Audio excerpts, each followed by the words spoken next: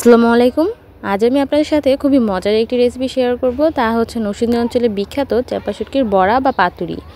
আর এই বড়া বা পাতুরিটি দেখলে আমার জিভে এমনিই জল চলে আসে। তো আজকের এই বড়া বা পাতুরি করার জন্য এখানে আমি বাঁশপাতা চাপা শুটকি বা ফেওয়া চাপা শুটকি নিয়ে নিয়েছি। অনেকেই এই চাপা শুটকিগুলোকে ফাইসা চাপাও বলে থাকে। তো চাপা শুটকিগুলোকে প্রথমে পানিতে ভিজিয়ে রাইসগুলো ছাড়িয়ে নেব, আর মাথাটি অবশ্যই বাদ দিয়ে দিব। শুটকি রান্নার ক্ষেত্রে কিন্তু শুটকিগুলোকে প্রথম অবস্থায় খুব ভালো করে ধুয়ে নিতে হয়, আর আঁশযুক্ত হলে আঁশগুলো প্রথমে ছাড়িয়ে তারপর কয়েকবার ধুয়ে নিতে হয়। তো আমি কিন্তু এই শুটকিগুলোকে কয়েকবার ধুয়ে তারপর এখানে নিয়ে নিয়েছি। এবার আমি বাকি প্রসেসগুলো করে নেব। বড়া বা পাতুরি করার জন্য অবশ্যই প্রয়োজন হবে শুকনো মরিচের। তো এখানে আমি আমার স্বাদ অনুযায়ী শুকনো মরিচ প্রথম অবস্থায় পানিতে ভিজিয়ে রাখবো কয়েক মিনিট, এতে করে শুকনো মরিচগুলো নরম হবে। তারপর নিয়ে নিয়েছি দুটি বড় সাইজের যে রসুনগুলো রয়েছে সেই রসুন, আর সাথে নিয়েছি 5টি পেঁয়াজগুলো মাঝারি সাইজের ছিল। এবার প্রথমেই আমি শুকনো মরিচগুলোকে বেটে নেব, আর বাটার জন্য প্রয়োজন হলে একটু পানি দিয়ে নিতে পারেন, এতে করে বাটতে অনেকটাই সহজ হবে। তো প্রথমে আমি মরিচগুলোকে খুব মিহি করে বেটে নিচ্ছি। আমি কিন্তু কয়েকবারই এই মরিচগুলোকে বেটে নিয়ে তারপর মিহি করেছি। আপনারা কিন্তু 2-1 বার বেটেও মিহি করতে পারেন, যার যার হাতের উপর এটা ডিপেন্ড করবে। তারপর আমি দিয়ে দিয়েছি রসুনের কোয়াগুলোকে, এগুলোকেও খুব ভালো করে বেটে নিতে হবে। পাতুরি বা বড়া করার জন্য অবশ্যই শিলপাটা বেটে করলেই সেই বড়া বা পাতুরিটি বেশি মজা হয়। চাইলে আপনারা ব্লেন্ডারও করতে পারেন, সেক্ষেত্রে কিন্তু পাটায় বেটে করার মতো স্বাদ আসবে না। তো রসুনগুলো বেটে নেওয়ার পর এবার আমি শুটকিগুলো দিয়ে নিচ্ছি।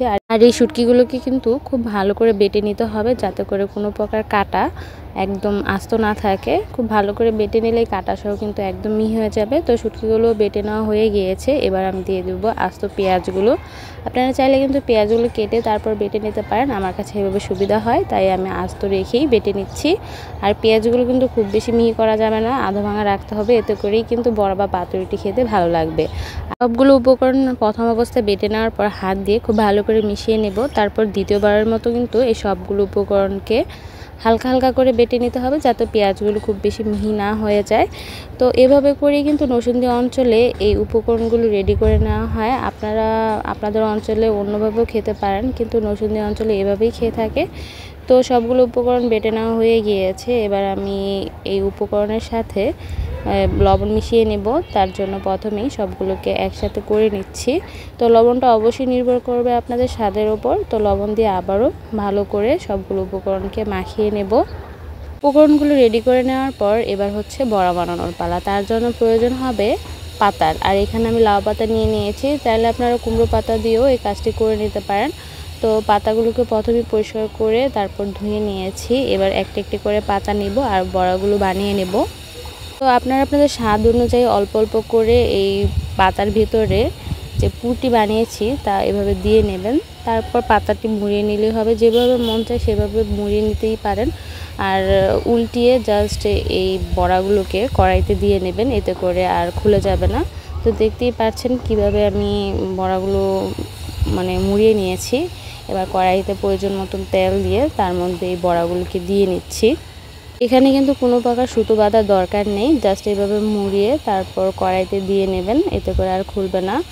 কিছুক্ষণ এক পিঠ রান্না করার পর উল্টিয়ে দেবেন অপর পিঠ হওয়ার জন্য, আর এই পর্যায়ে চুলা তাপমাত্রা মিডিয়াম টু লোতে রাখবেন। এতে করেই কিন্তু বড়াগুলো আস্তে আস্তে হবে এবং বড়ার ভেতরে আর কাঁচা থাকবে না। তো এভাবে উল্টিয়ে পাল্টিয়ে কিন্তু আমি সবগুলো বড়া প্রায় 20 মিনিটের মতো রেখে ভেজে নিয়েছি। আপনারা যদি ফ্রোজেন করতে চান সেক্ষেত্রে কিন্তু হালকা ভেজে উঠিয়ে রাখবেন। খাওয়ার আগে ফ্রিজ থেকে বের করে ভালো করে ভেজে খাবেন। এভাবে করে কিন্তু আমি বাকি সবগুলো বড়াই ভেজে নিয়েছি। তো আজকের এই বড়া বা পাতুরি রেসিপিটি আপনাদের ভালো লাগলে অবশ্যই আমার ভিডিওতে লাইক দিবেন এবং আমার চ্যানেলটি সাবস্ক্রাইব করে আমার পাশে থাকবেন। সবাই খুব বেশি ভালো থাকবেন। আল্লাহ হাফেজ।